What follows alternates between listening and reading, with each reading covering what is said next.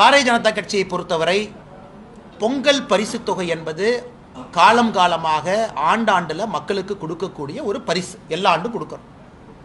இது இவர்கள் எங்கேயோ இருந்து புடுங்கி யாரும் கொடுக்கலீங்கண்ணா. ஒரு அரசு பட்ஜெட் போடும்போதே அவங்களுக்கு தெரியும் இதற்கான ப்ரொவிஷன். ஏன்னா எல்லா வருஷமும் கொடுக்குறோம். திமுக ஆட்சிக்கு வந்தவுடன் 21 தொகுப்பை கொடுத்தாங்க. அது உங்களுக்கு தெரியும். எல்லாம் போய் அந்த பாவு மாதிரி சர்க்கரை எல்லாம் கொடுத்தாங்க. எல்லாம் பக்கெட்டில் பிடிச்சிட்டு வந்தோம். அதன் பிறகு போன ஆண்டு கொடுக்க மாட்டேனாங்க. எல்லாரும் சண்டை போட்ட பிறகு 1000 ரூபா கொடுத்தாங்க. ஒரு ஆண்டும் இதே பிரச்சனையை செய்கிறாங்க. அதனால் பொங்கல் என்பது மக்கள் எதிர்பார்க்கக்கூடிய ஒரு பண்டிகை. மக்களுக்கு செலவு இருக்கும், விவசாய பெருமக்களுக்கு செலவு இருக்கும், எல்லோருக்கும் செலவு இருக்கும்.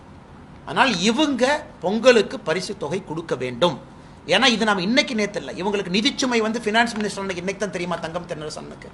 தங்கம் தென்னரசன் எங்கே போயிட்டாங்க 6 மாதத்துக்கு முன்னாடி?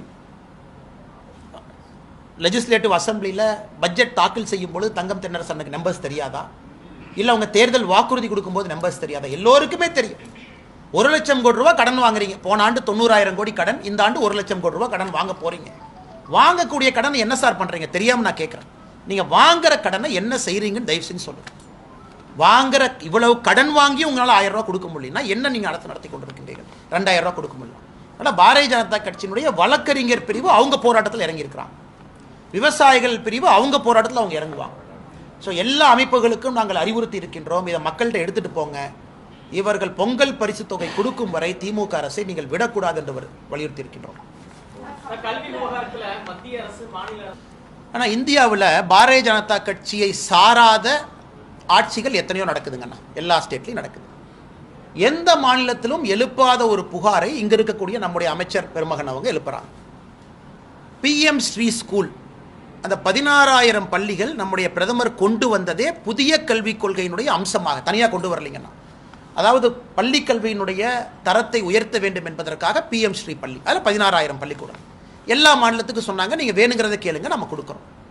தமிழகத்தினுடைய முதன்மை செயலாளர் அவர்கள் கடிதம் எழுதுறாங்க, எங்களுக்கு இவ்வளவு வேணும் கொடுங்க. எல்லோருக்கும் தெரியும், கடிதம் எழுதும் பொழுதும் சீஃப் செக்ரட்டரிக்கு தெரியும், அதில் நியூ எஜுகேஷன் பாலிசி தான் அதில் கொண்டு வர வேண்டும் என்பது எல்லோருக்கும் தெரியும். அதில் தமிழ்நாடு மட்டும் விதிவிலக்கு கிடையாது.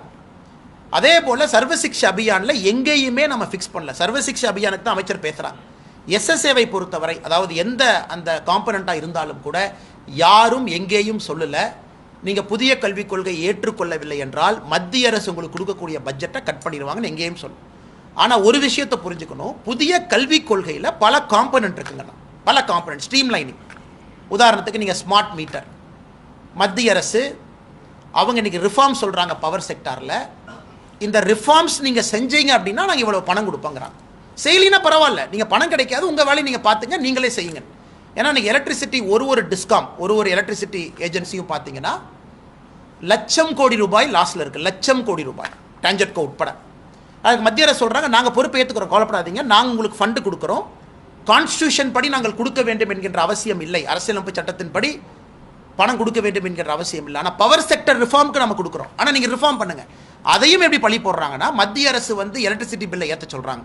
அந்த மாதிரி தான் அதை நான் பார்க்குறேன். எங்கேயும் மத்திய அரசு சொல்லவில்லை. இவர்கள் புரிந்து கொள்ள வேண்டும், புதிய கல்விக் கொள்கையில் பல முக்கியமான திட்டங்கள் இந்தியா முழுவதும் அமல்படுத்தும் பொழுது தமிழகம் மட்டும் தனித்தீவாக இருப்பதற்கு வாய்ப்பில்லை. காரணம், எக்ஸாமினேஷன் பேட்டர்ன் மாறுதுங்கண்ணா. ஹையர் எஜுகேஷன் பாடியினுடைய ரெகுலேட்டரி அட்டானமி மாறுது, கான்செப்ட் ஆஃப் UGC மாறுது, AICTE டெக்னிக்கல் எஜுகேஷன் மாறுது, மெடிக்கல் எஜுகேஷனுடைய ரெகுலேட்டரி ஃப்ரேம் ஒர்க் மாறுது. ஸோ ஒரு புதிய கல்விக் கொள்கையில் இவ்வளவு விஷயங்கள் இருக்கு.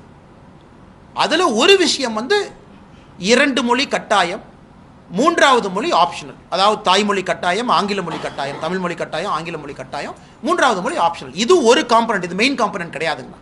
இவங்க இந்த ஒரு பாயிண்ட்டையே பிடிச்சிக்கிட்டு நான் ரெகுலேட்டரி ஃப்ரேம் ஒர்க் ஏற்றுக்க மாட்டேன், நான் மத்திய அரசு புதிய கல்விக் கொள்கையில் சொல்லியிருக்கக்கூடிய அவ்வளோ பெரிய டாக்குமெண்ட்டில் அவ்வளோ விஷயம் சொல்லியிருக்காங்க. சரி, இவங்க சொல்ல வேண்டியதானே, எனக்கு இந்த மும்மொழி கொள்கை பிரச்சனை, அதை அப்புறம் பஞ்சாயத்து பண்ணிக்கலாம், மிச்சதெல்லாம் ஏற்றுக்கிறேன்னு சொல்கிறதுக்கு என்ன பிரச்சனை உங்களுக்கு? நான் திரும்ப உங்களுக்கு அமைச்சு கேட்குறேன், மிச்சதில் தமிழ்நாட்டுக்கு என்ன, திமுக அரசுக்கு என்ன பிரச்சனைங்கன்னா அவ்வளவு பாயினியரிங் விஷயம் இருக்குது. மும்மொழி கொள்கை 2026 எலெக்ஷனில் பார்த்துக்கலாம், யாருக்கு வேண்டும்னு முடிவு பண்ணலாம், யாருக்கு வேண்டாம்னு முடிவு பண்ணலாம். மத்திய அரசு கடிதம் எழுத வேண்டியதானே, எங்களுக்கு இந்த ஆப்ஷனல் லாங்குவேஜ் வேண்டாம். ஆனால் தனியார் பள்ளியில் 3 மொழி இருக்கல்ல, அதுக்கு என்ன சொல்லுவாங்க? அதனால் இது உப்புக்கு சப்பாக ஒரு காரணத்தை அமைச்சர் சொல்வதாகத்தான் நான் பார்க்கின்றனோ தவிர மத்திய அரசு எங்கேயும் அப்படி சொல்லவில்லை.